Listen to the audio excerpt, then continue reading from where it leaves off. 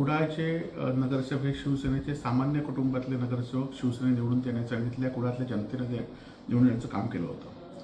परंतु सत्ताधारी पक्षाकडनं लाखो रुपयाची आमिषं या नगरसेवकांना देण्यात आली आणि ती पूर्ण पण करण्यात आली.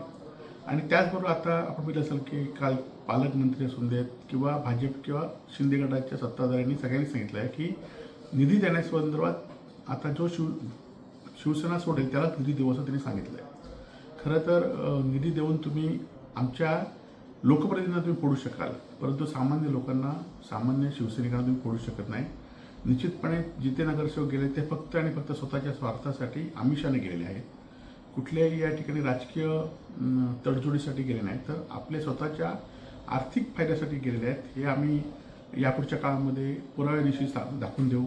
त्यांचं रेकॉर्डिंग सगळं आमच्याकडे आहे. कोणी पैसे दिले, किती पैसे दिले, सगळं रेकॉर्डिंग आहे. ते आम्ही योग्य वेळी आणून देऊ. आणि त्याचबरोबर